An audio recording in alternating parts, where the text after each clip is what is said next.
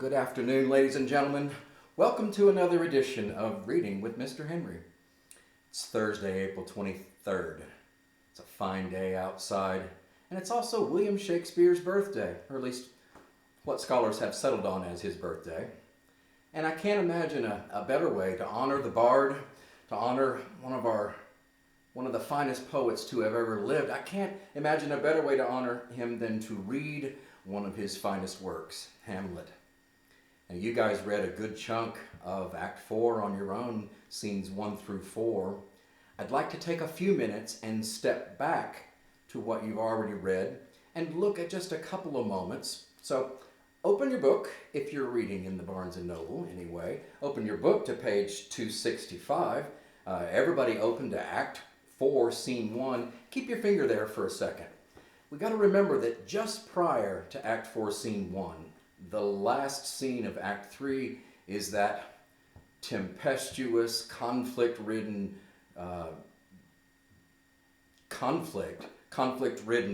conversation between Hamlet and his mother. And certainly it's full of Hamlet revealing his disdain for Gertrude's all too hasty marriage. Not only that, but he reveals to her in so many words, in typical Hamlet metaphorical fashion, he reveals to her that it was Claudius who killed King Hamlet. It was Claudius, the man she's married to, the man she's sleeping with, who killed her husband. And then, of course, not only that, but there's the death of Polonius in that scene. Hamlet, in a moment of rash anger at someone spying on his conversation, runs the sword through the arras and kills Polonius. Clearly, even just from a plot standpoint, this is a turning point in the play.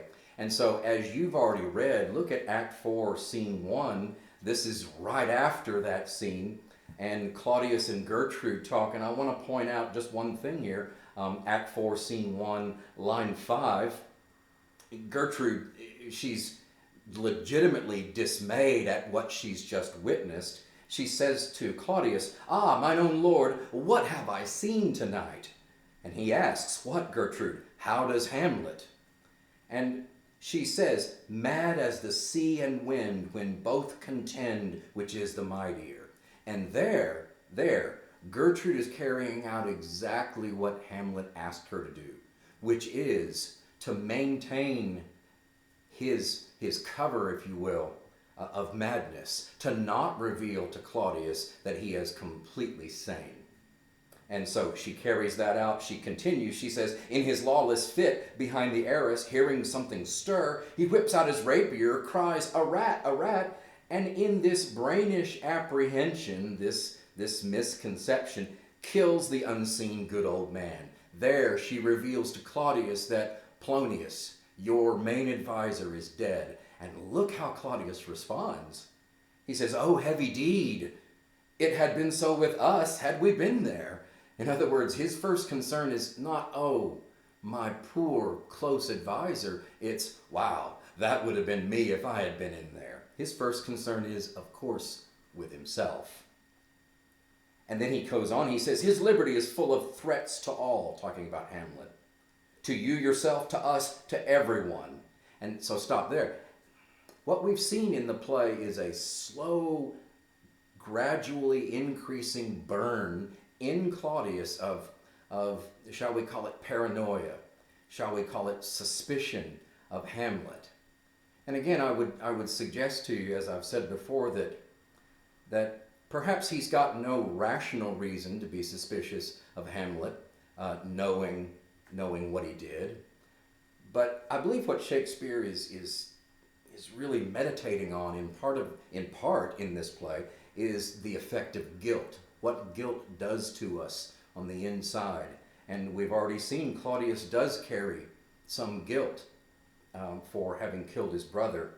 And what's happened here is that Hamlet's impertinent behavior with the play and now his killing of Polonius has frightened Claudius to the point where he says his liberty is full of threats to all, to you yourself, to us, to everyone. Alas, how shall this bloody deed be answered? In other words, what are we to do? It will be laid to us, whose providence should have kept short, restrained, and out of haunt this mad young man. In other words, now his concern becomes political. In other words, we're going to be blamed because we should have kept Hamlet under control. We're going to be blamed for this. And so he realizes, especially as a new king, that he's not only has a personal problem, but he has a political problem. And so turn the page, still in Act 4, Scene 1, Rosencrantz and Guildenstern come in, and about 3/4 of the way down that page, looks like line 38, he turns to Gertrude after they've talked with RNG. Turns to Gertrude, he says, "Come, Gertrude, we'll call up our wisest friends and let them know both what we mean to do and what's untimely done, whose whisper o'er the world's diameter, as level as the cannon to his blank, transports his poisoned shot." Now, stop there. Let's look at the side note for that. It says, "The rumor of which," in terms of what he's done, killing Polonius, "the rumor of which spread over the whole world as directly as a cannonball carries its deadly ammunition to its target. So that," picking it back up, it says, "so that may miss our name and hit the wondrous air." In other words, again, he's concerned about his political standing, and he wants to try to find a way to try to spin this, if you will, so that it doesn't blow back on them, his political concern. And he ends with, "Oh, come away, my soul is full of discord and dismay." Once again, Shakespeare ends the scene with a couplet, and with Claudius expressing significant consternation. He's really bothered, he's really concerned, he's really afraid. And we go to Act 4, Scene 2, and it's Hamlet. And remember, he had said, "I will find it meet to put on an antic disposition." And so Hamlet is often acting in front of people to get them to think certain things. And he deals with Rosencrantz and Guildenstern in Act 4, Scene 2. And I'm just going to summarize this. He does call them a sponge. I hope you read that. Hamlet has a fair amount of disdain for anyone who doesn't think, and anyone who is a kind of a sycophant, kind of a suck-up, and is willing to do anything, and particularly things that are unethical, in order to gain favor with people. And he believes that Rosencrantz and Guildenstern are just that they're a couple of little suck-ups that are being used by the king. And, well, there's some truth in that. We go to Act 4, Scene 3, and it's on page 273. You're flipping with me. And Claudius says, "I have sent to seek him and to find the body. How dangerous it is that this man goes loose, yet must not we put the strong law on him?" Stop there. He's got a dilemma. Hamlet has done this horrid thing. He's killed a man, and yet Claudius says, yet we can't put the strong law on him. You can imagine the strong law might be even execution. Well, why not? He explains here. "He's loved of the distracted multitude." Stop. In other words, the people favor Hamlet. If he were to execute or even perhaps imprison Hamlet for a long term, it would mean political blowback for Claudius. Notice in these next few lines that this is Shakespeare just commenting on people in general. He says, Claudius says, "He's loved of the distracted multitude, who like not in their judgment, their mind, but their eyes." And you can see the footnote. The imprecision of the stage direction is often taken as evidence that Quarto 2 was printed from an authorial manuscript. Oh, I'm reading the wrong side note, sorry. Whose affections, talking about the multitude, whose affections are guided not by logic, but by appearances. And man, he may be speaking truth about us. He says, the distracted multitude, who like not in their judgment, but their eyes. And where 'tis so, the offender's scourge is weighed, but never the offense. Look at side note 3. It says, and where this is the case, the public condemns the punisher, but not the criminal. And man, I think there's a fair amount of truth in that, where people think what they want to think what perhaps their emotions lead them to think about a person, particularly a famous person or a well-known person, and it makes them not see that person's flaws very clearly. And he's afraid of being the bad guy here, even though Hamlet may deserve to be punished here. And then he says, and this is his plan, to bear all smooth and even, this sudden sending him away must seem deliberate pause. Side note 5, it must seem of careful thought. So he's got a plan. I'm going to send Hamlet to England, and we've got to make it look like this was something that we had thought through, and he's serving some legitimate government purpose.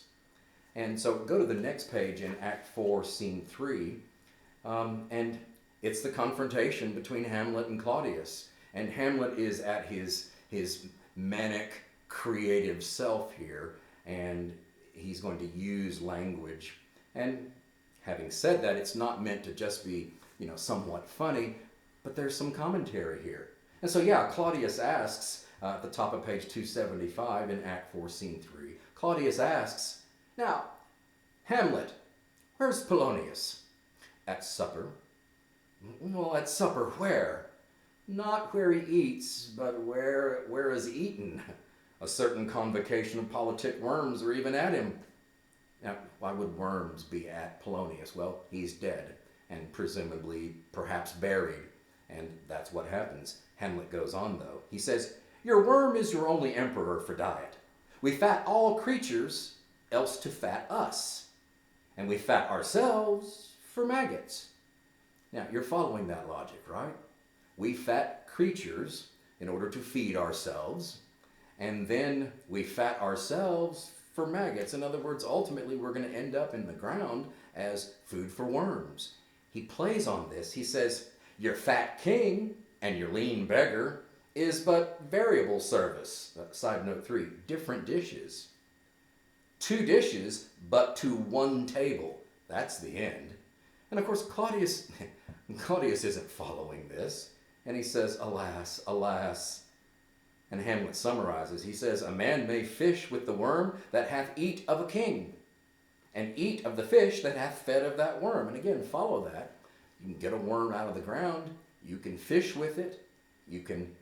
And that worm could have eaten the body of a king, and you can fish with it and catch a fish, and then eat the fish. And Claudius, he says, well, what dost thou mean by this? And Hamlet says, nothing but to show you how a king may go a progress through the guts of a beggar. And stop there.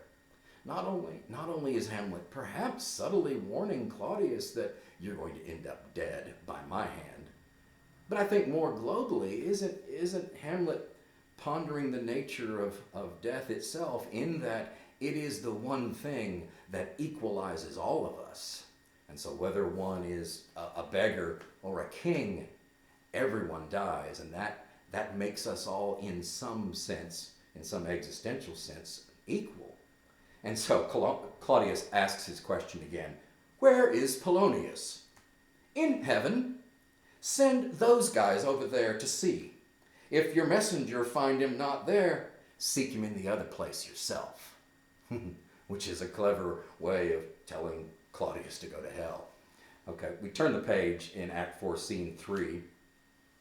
And after Hamlet reveals, you'll find his body upstairs, and they run off to go find him. And Hamlet is reminded by Claudius that he has to go to England. And in the middle of that page 277, about line 43 or so, Hamlet says, for England? Aye, Hamlet. Good. So it is, if thou knewest our purposes. And so there's a little jab there. Hamlet's being, kind of sarcastic. I'm going to England? Great. Love England. And Claudius says, well, yeah, it's sure, it's good if you only knew our purposes, sort of implying that I've got other plans for you. And Hamlet doesn't miss a beat. He turns to him and says, I see a cherub that sees your purposes. And you see the side note too there. Cherubim were the second highest rank of angels, thought to be particularly watchful of human affairs. Hamlet is suggesting that he can, or at least heaven can, perceive Claudius's purposes, maybe even better than Claudius imagines. In other words, if I were to boil that down, it's really, no, I don't know your purposes, but God does. In other words, there's kind of a warning there to Claudius. And so he sends him away. Look at the end of that act, or end of that scene, though. It says, all but Claudius exit, and Claudius has this short soliloquy, and here's where we learn his plan. He speaks to England, and he says, and really it's to the King of England, speaking to him, as like an apostrophe, if you will, to use that poetic term. He says, and England, if my love thou hold'st at aught, in other words, if you value my love at all, King of England, as my great power thereof may give thee sense, as my position should make you realize, since yet thy cicatrice, thy scar, looks raw and red after the Danish sword. So apparently Denmark has recently defeated England in some way, and he's reminding him of that. And he says, and thy free awe pay homage to us, thou mayest not coldly set our sovereign process. Look at side notes 4 and 5 with me.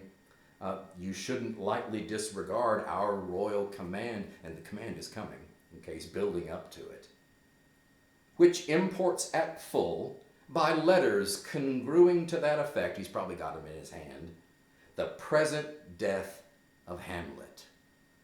Do it, England, for like the hectic or the fever in my blood, he rages, and thou must cure me. Till I know 'tis done, howe'er my haps, my joys will ne'er begin.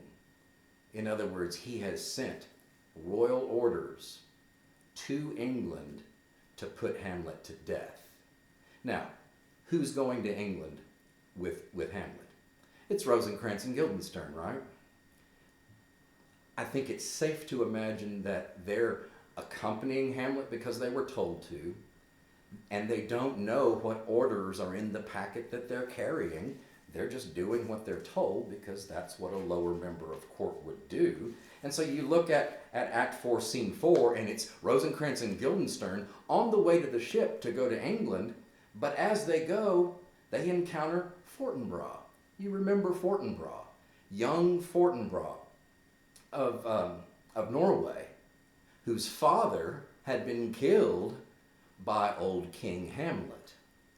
And so I hope you're noticing that there's a bit of a thematic line in terms of story. We have characters whose fathers have died or have been killed. And think about who we're talking about. Certainly we're talking about Hamlet, whose father was killed.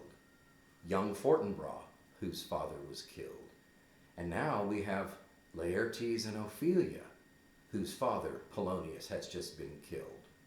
And what's interesting is to look at these sort of three sets of characters and see how they respond to that tragic event, how they respond differently.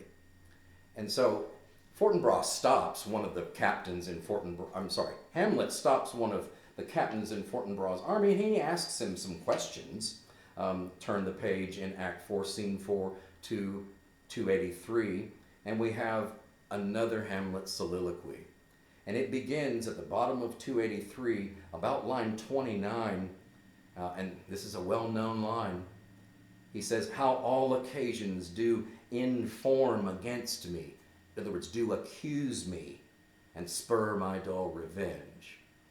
Now, just a minute ago, I was talking about the effect of guilt on one's perceptions, on one's conscience.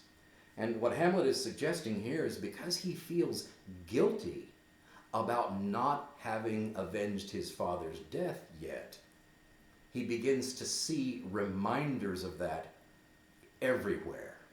So it's kind of like, I don't know, it's kind of like when I drive up to my house and I'm feeling behind, I'm feeling overwhelmed, and all of a sudden I look at my grass in my front yard and it needs to be mowed, which is often the case.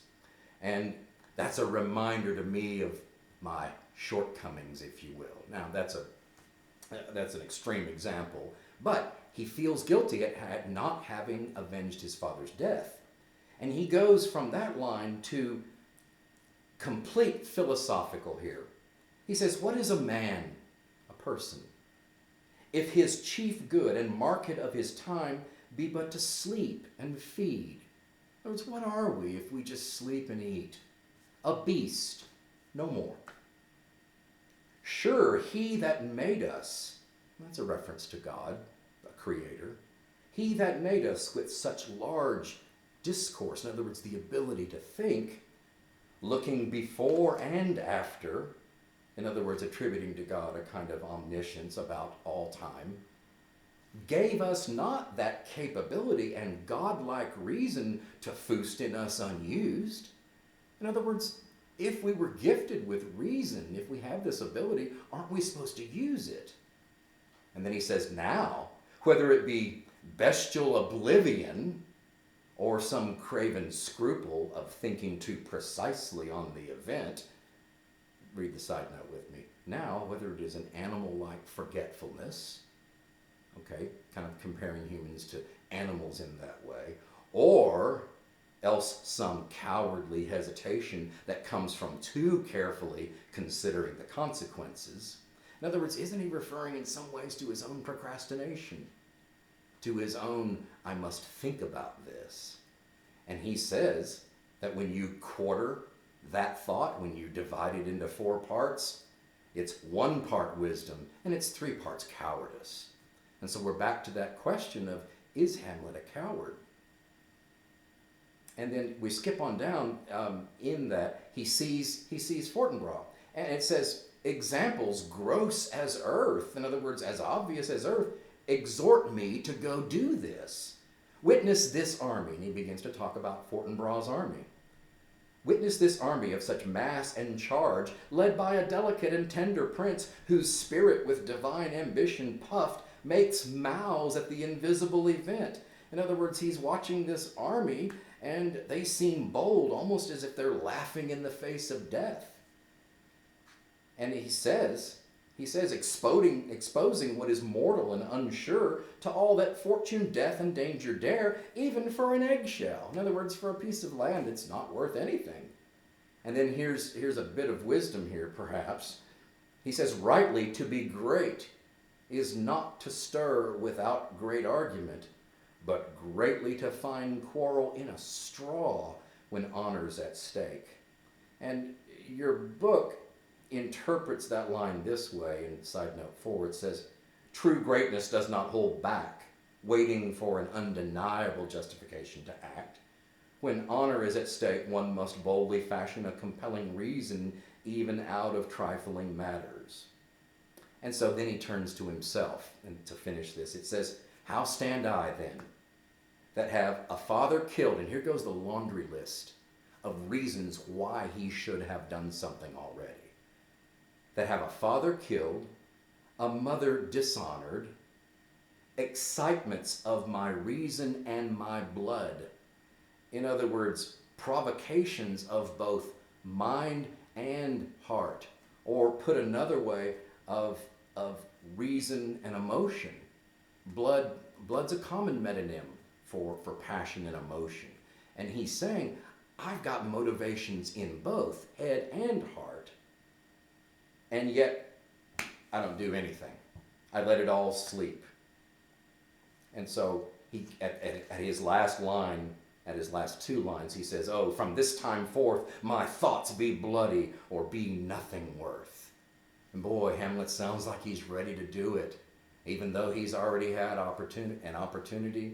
Remember back a few scenes back when Claudius was supposedly praying, And Hamlet doesn't do it because he needed to think about it more. And so he's chastised himself once again. And this brings us then to Act 4, Scene 5. I'm on page 287 in the Barnes & Noble. Everybody ready? Here we go. Enter Horatio, Gertrude, and a gentleman. I will not speak with her. No, she is importunate, indeed distract. Her mood will needs be pitied. What would she have? They're talking about, of course, about Ophelia. And Ophelia wants to speak with Gertrude. What would she have? And the gentleman explains, she speaks much of her father. Says she hears there's tricks in the world, and hems and beats her heart. Spurns enviously at straws. In other words, side note says, becomes angry at nothing. He's describing Ophelia's behavior since she learned of her father's death. He goes on, he says, her speech is nonsense, yet the unshaped use of it doth move the hearers to collection. In other words, but if you think about what she's saying, it makes some sense. They yawn at it, they wonder at it, and if they botch the words up to fit their own thoughts, which, as her winks and nods and gestures yield them, indeed one might think there might be thought, though nothing sure, yet much unhappily. Read that last footnote with me. Though nothing clear of what she's saying, still much that comes uncomfortably near the truth. And we can stop there.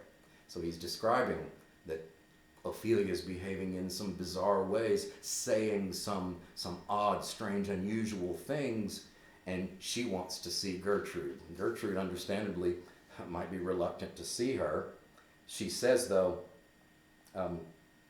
Horatio advises Gertrude and says, "'Twere good she were spoken with, for she may strew dangerous conjectures in ill-breeding minds." In other words, you better talk to her because she could cause rumors out in the kingdom. And so Gertrude says, yes, let her come in. And enter Ophelia.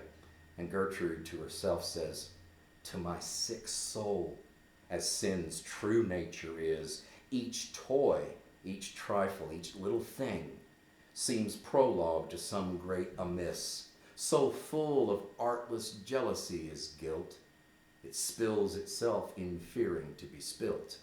Read the side note. Guilt is so full of uncontrolled suspicion that it reveals itself in its own fear of being revealed. This sounds like she's describing Claudius. Ophelia enters and she asks, "Where is the beauteous majesty of Denmark?" "How now, Ophelia?" And she starts singing. "How should I your true love know from another one, by his cockle hat and staff and his sandal shoon?" "Alas, sweet lady, what imports this song?" "Oh, say you?" "Oh, no, nay, pray you, mark." "He is dead and gone, lady, he is dead and gone. At his head a grass-green turf, and at his heels a stone. Ho, ho." "Nay, but Ophelia, pray you, mark, now mark. White his shroud as the mountain snow." And right then, Claudius walks in.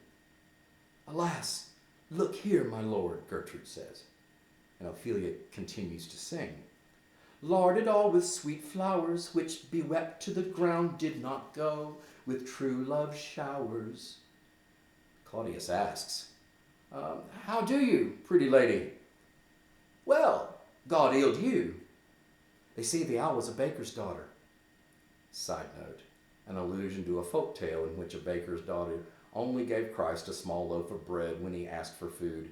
He retaliated by turning her into an owl. And that's not a biblical allusion, that's just some folk tale. She goes on, "Lord, we know not what we are. We know what we are, but know not what we may be. God be at your table." And Claudius says, oh, that's a conceit upon her father.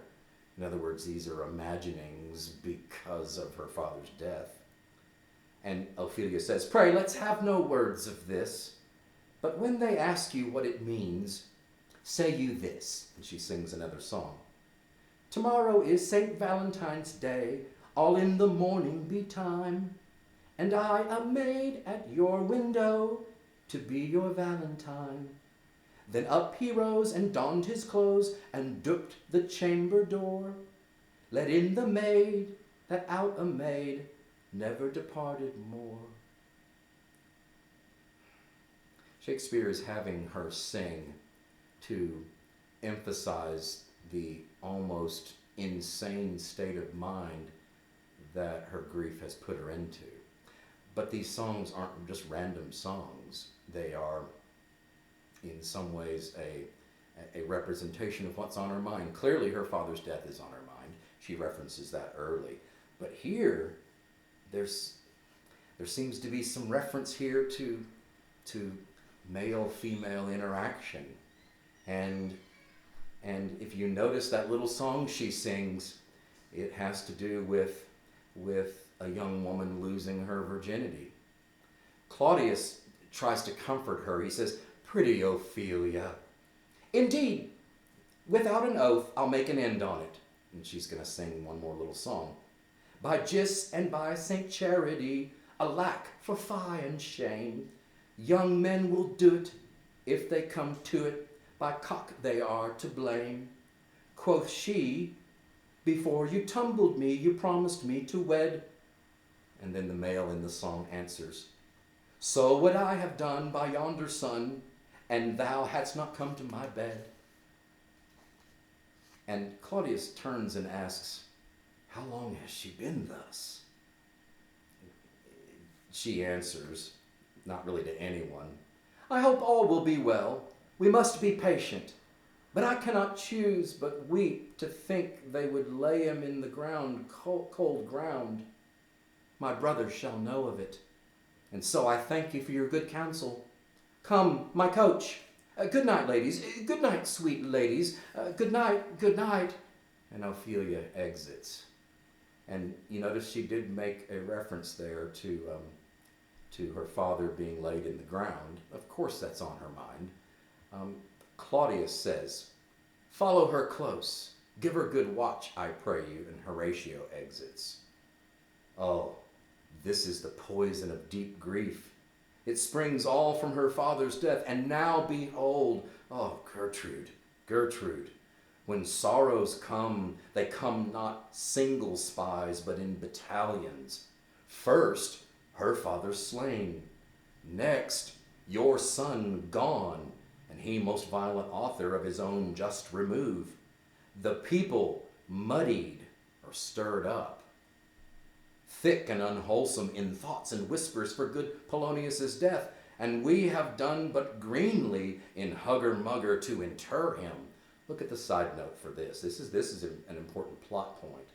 We have acted naively in burying him secretly. In other words, they've already buried Polonius, and they did it in secret, perhaps without even proper burial rites, because Claudius wants to be sort of done with the whole Hamlet-Polonius problem. And now he's regretting that. And he says, "Poor Ophelia, divided from herself and her fair judgment, without the which we are pictures or mere beasts. Last, and as much containing as all these, her brother, Laertes, is in secret come from France, feeds on his wonder." Side note 6, takes advantage of this confusion of the people. Keeps himself in clouds, in other words, keeping himself secret, and wants not buzzers to infect his ear with pestilent speeches of his father's death, wherein necessity of matter beggared will nothing stick our person to arraign in ear and ear. Read side note 9 with me for that. And out of their need, people's need for gossip, which is deprived of true scandalous information, the scandalmongers will not hesitate to accuse me to all who will listen. So once again, what is he mostly concerned about? His own political standing. And so he says, "Oh, my dear Gertrude, this, like to a murdering piece, a piece of cannon, in many places gives me superfluous death." And right then a messenger comes in. "Attend, Where is my Switzers? And look at the side note. Switzers were Swiss mercenaries who were employed throughout Europe as royal bodyguards. And there's a messenger coming in, and it alarms Claudius a little bit. He says, where is my Switzers? Let them guard the door. And he turns to the messenger. What is the matter? Save yourself, my lord. The ocean, overpeering of his list, side note 4, rising over its barriers. He's using a figure of speech here. The ocean, overpeering of his list, eats not the flats or the shores with more impetuous haste than young Laertes in a riotous head o'erbears your officers. The rabble, in other words, the people, the masses, they call him Lord. And as the world were now but to begin, antiquity forgot, custom not known, the ratifiers and props of every word, they, the masses, cry, choose we, Laertes shall be king. Caps and hands and tongues applaud it to the clouds. Laertes shall be king. Laertes king. Now stop there. So there is unrest in Denmark. You have this new king, and all of a sudden a murder has occurred, and probably many in the crowd already think that he shouldn't have stepped into his brother's crown. And so there is whisperings or talk of insurrection in Claudius's kingdom. And they appear to be sort of gaining behind Laertes as the new guy. And Gertrude says, how cheerfully on the false trail they cry. And then there's a noise off stage. Oh, this is counter, you false Danish dogs. And Laertes enters with a whole bunch of people behind him. And Claudius is frightened at least a little bit. He says, the doors are broke. And Laertes says, where is this king? Sirs, and he turns to the people who were with him. Sirs, stand you all without. And all of them cry, no, we're coming in, let's come in. Laertes says, no, I pray you, give me leave. And they assent, they agree, we will, we will. And Laertes says, I thank you, keep the door. And they exit, and then he turns to Claudius and says, O thou vile king, give me my father. Calmly, good Laertes. No, that drop of blood that's calm proclaims me bastard, cries cuckold to my father, brands the harlot, even here between the chaste, unsmirched brow of my true mother. And so, man, I mean, Claudius is loaded for bear here for revenge. And he's looking at Claudius to blame for this. Claudius is brilliant in the way that he can manipulate people. And watch how he manipulates Laertes. Calmly, good Laertes, and then Laertes talks about the drop of blood. And then Claudius picks it up. What is the cause, Laertes, of thy rebellion, that thy rebellion looks so giant-like? No, let him go, Gertrude, let him go. Do not fear our person.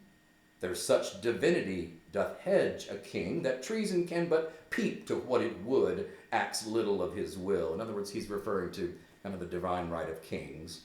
And he says, tell me, Laertes, why thou art thus incensed? No, let him go, Gertrude. Speak, man. Where is my father? Dead. And Gertrude very quickly says, but not by him. In other words, she's quick to kind of defend Claudius here. And Claudius says, no, let him demand his fill. Laertes says, how came he dead? I'll not be juggled with. To hell allegiance. Vows to the blackest devil, conscience and grace to the profoundest pit. Let's read side note 2 here. Laertes' epithets and outraged, blaspheming self-assertion, in other words, I dare damnation, that would have marked him to a contemporary audience as a conventional revenge hero, consumed by bloodlust and reckless of the consequences, either worldly or eternal. And so he comes raging in, Laertes does, and says, I'll give my allegiance to hell. It doesn't matter. I will have my vengeance.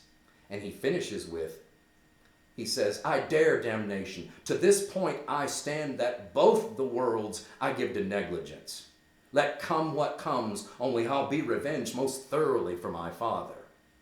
And I want you to go ahead and make the contrast that Shakespeare wants us to make here, to see it. He's willing to do anything. He's willing to sacrifice even his own eternal soul to get vengeance for his father's death.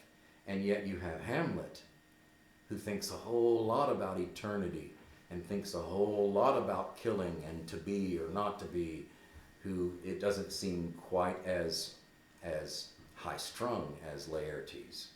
Claudius explains, though. He says, who shall stay you? In other words, who's going to prevent you from getting that revenge? And he says, my will, not all the world's. And for my means I'll husband them so well they shall go far with little. Oh, good Laertes, Claudius says, if you desire to know the certainty of your dear father, is't writ in your revenge that swoop-stake. Let's read the side note for that. Indiscriminately. Okay. Indiscriminately, in other words, if you act without thinking a little bit, you will draw both friend and foe, winner and loser. And Laertes says, no, none but his enemies. He says, well, will you know them then? In other words, how are you going to know who his enemies are? And Laertes says, to his good friends thus wide I'll ope my arms, and like the kind life-rendering pelican, repast them with my blood. Claudius says, why now you speak like a good child and a true gentleman. That I, Laertes, am guiltless of your father's death, and am most sensibly in grief for it, it shall as level to your judgment peer as day does to your eye. In other words, isn't Claudius relieving himself of any guilt in front of Laertes to make sure that Claudius is going to be okay? Right then, Ophelia walks in. And Laertes sees her. He says, let her come in. How now? What noise is that? Oh, heat, dry up my brains. Tears 7 times salt burn out the sense and virtue of mine eye. Oh, by heaven, thy madness shall be paid with weight till our scale turn the beam. Now, watch, read side note 1 with me. It says, until our side of the scale is so heavy that the balance tilts in our favor. Laertes draws on the traditional metaphor of justice as a set of scales. Here, the weight of Ophelia's madness that's apparent to him is measured against the weight of Laertes' revenge. In other words, her walking in and him seeing her in the grip of madness, perhaps produced by her grief, it disarms him. And she sings again. They bore him barefaced on the bier, and in his grave rained many a tear. Fare you well, my dove. Hadst thou thy wits and did persuade revenge, it could not move thus. Side note 4. It could not be as moving as this. He's broken by seeing his sister in that condition. And Ophelia, she starts appointing parts for her little song. She turns to one person in the crowd and says, you must sing a down, and you call him a down up. Oh, how the wheel becomes it. It is the false steward that stole his master's daughter. And you read the side note, that's a reference. It says, I'm sorry, it's side note 6. It's a specific reference to an unidentified ballad or a folk tale. But again, there's sort of a meaning in her madness here. And Laertes says, this nothing's more than matter. Side note 7 says, Ophelia's nonsense words have more meaning than rational speech. And so he's feeling her, and Ophelia then turns and says, there's Rosemary. She's got some weeds and flowers in her hand. There's Rosemary, that's for remembrance. Pray you, love, remember. And there's Pansies, that's for thoughts. A documented madness, thoughts and remembrance fitted. There's Fennel for you. And by the way, look at the side notes. than for fennel. It's a parsley-like herb, conventionally associated with flattery and deceit. There's fennel for you, and columbines. And columbines were a symbol of ingratitude and infidelity. We may call it herb of grace, O Sundays. You wear your rue with a difference. Oh, I'm sorry, I skipped a line. There's rue for you, and read the side note for rue. Rue is a medicinal herb associated with sorrow and repentance, and sometimes known as the herb of grace. She says, and here's rue for you, and I think she's handing it to Claudius here. There's no stage direction, but it's to Claudius. And then here's some for me. We may call it herb of grace on Sundays. Well, you may wear your rue with a difference for a different reason. In the terminology of heraldry, difference is a small variation in a coat of arms. And so she's giving it to Claudius. And then to someone else, there's a daisy. I would give you some violets, but they withered all when my father died. They say he made a good end. And then she sings, for Bonnie's sweet robin is all my joy. And Laertes, thought and afflictions, passion, hell itself, she turns to favor and to prettiness. And she sings, and will a not come again, and will a not come again. No, no, he is dead. Go to thy deathbed. He will never come again. His beard is white as snow. Flaxen was his poll. He is gone, and we cast away moan. God have mercy on his soul. And of all Christian souls, God by you. She exits. Laertes says, do you see this? Oh, God. Claudius, Laertes, I must commune with your grief, or you may deny me right. But go apart. Go apart. Make choice of whom your wisest friends you will, and they shall hear and judge twixt you and me. In other words, go find your closest friends, people you trust, and ask them if I had anything to do with this. He then says, if by direct or by collateral hand they find us involved, we will our kingdom give, our crown, our life, and all we call ours to you in satisfaction. In other words, Laertes, if you find that I had anything to do with your father's death, I will give you this entire kingdom.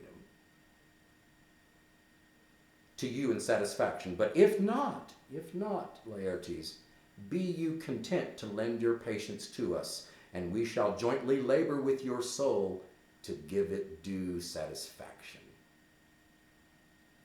Let this be so.